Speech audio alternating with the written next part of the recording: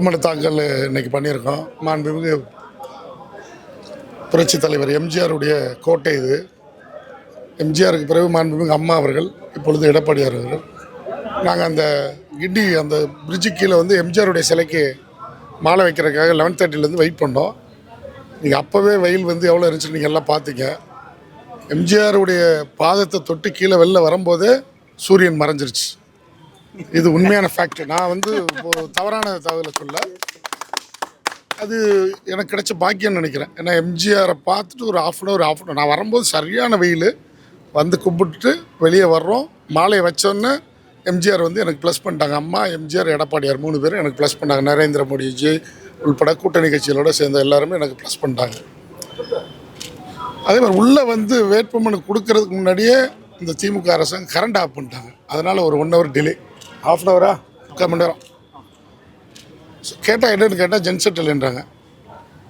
முன்னாள் அமைச்சர் மரியாதைக்குரிய அன்பரசன் அவர்கள் அமைச்சராக இருந்திருக்காங்க. எம்எல்ஏ இருந்தால் கூட பரவாயில்ல. அமைச்சராக இருந்தவங்க அதை இந்த ஒரு தாலுகா ஆஃபீஸுக்கு ஒரு ஜென்செட் வைக்க முடியல. இந்த தாலுகா ஆஃபீஸு அம்மா இருக்கும்போது நாங்கள் பண்ணி கொடுத்தது. அண்ணன் சோனல் சேர்மனாக இருக்கிற வெங்கட்ராமன் அவர் இருக்கும்போது நாங்கள் பண்ணி கொடுத்தது. மக்களிடத்தில் மிகப்பெரிய பிரகாசம் இருக்குது. இது மாண்புமிகு புரட்சி தலைவர் எம்ஜிஆர் நின்ற தொகுதி. மாண்புமிகு அம்மா வந்து 2 முறை 2011, 2021 வரைக்கும் வெற்றி பெற்றிருக்காங்க. 3வது முறை வெற்றி பெற வேண்டியது. பொய்யான வாக்குறுதியை மு.க. ஸ்டாலின் அவர் மக்களிடத்தில் சொல்லி 2% ஓட்டில் தான் நான் போயிட்டோம். இப்போ பலமான கூட்டணி, என்டிஏ கூட்டணி, பவர்ஃபுல்லான கூட்டணியில் நாங்கள் எல்லோரும் அண்ணன் அன்புமணி, அண்ணன் டிடிவி, அண்ணன் ஜி.கே. வாசன், அண்ணன் பூவையார், அண்ணன் ஜான் பாண்டியன்.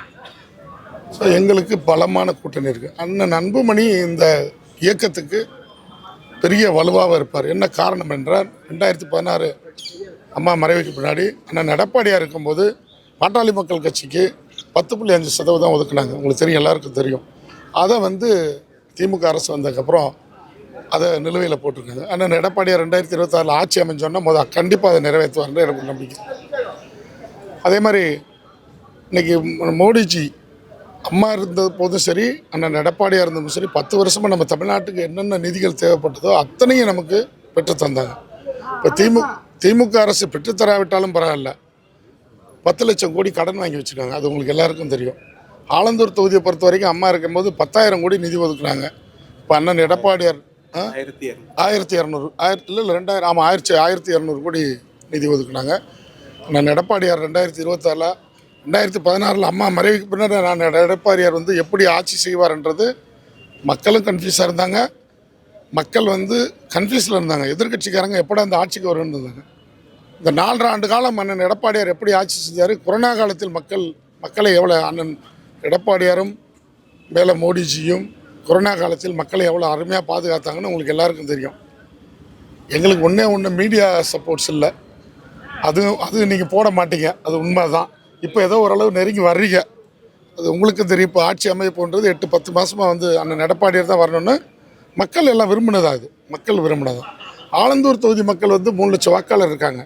இன்னும் நிறைய. அது இன்னொன்று, இந்த தொகுதி வந்து அருமையான தொகுதி. 234 தொகுதியில் உள்ள எம்எல்ஏஸு, மினிஸ்டர்ஸு, சென்ட்ரல் கவர்மெண்ட்லேருந்து வர்றவங்களே சத்தம் கேட்குது பாருங்கள். இங்கே இறங்கி தான் ஹைகோர்ட்டுக்கு போனாலும் இங்கே இறங்கி தான் போகணும், கோட்டைக்கு போனாலும் இங்கே இறங்கி தான் போகணும். அதனால் நாங்கள் வேட்பாளராக ஆலந்தூர் மக்கள் தேர்ந்தெடுத்தால் மீண்டும் மோடிஜி என்டிஏ கூட்டணியில் அண்ணன் எடப்பாடியார் தலைமையில் ஆலந்தூர் தொகுதிக்கு என்னென்ன குறைகள் இருக்கோ அத்தனை எங்களால் பெற்றுத்தர முடியும்னு எனக்கு ஒரு நம்பிக்கை இருக்குது. மக்கள் விரும்பிட்டாங்க அண்ணன் எடப்பாடி. ஏன்னா சட்ட ஒழுங்கு சீர்கேடு, பெண்கள் பாதுகாப்பு இல்லை. தூத்துக்குடியில் 83 வயசு ஒரு இஷ்யூ, நீங்கள் போன வாரம் பார்த்துருப்பீங்க. சட்ட ஒழுங்கு எங்களுக்கு என்னென்னா ஒரே ஒரு மீடியா சப்போர்ட்ஸ் இல்லாதனால இப்போ மீடியாலாம் கொஞ்சம் என்னென்னு தெரில, உங்களை எதுவும் மிரட்டிக்கிட்டு வச்சுருக்காங்களா என்னென்னு தெரில. இப்போ எங்களுக்கு நெருங்கி வர்றீங்க. ஆமாம், இப்போது அவர் எளிமையானவர் அண்ணன் எடப்பாடி, உங்களுக்கு தெரியும். அண்ணன் எளிமையானவர், உங்களுக்கு நீங்கள் எல்லோரும் பார்த்துருப்பீங்க.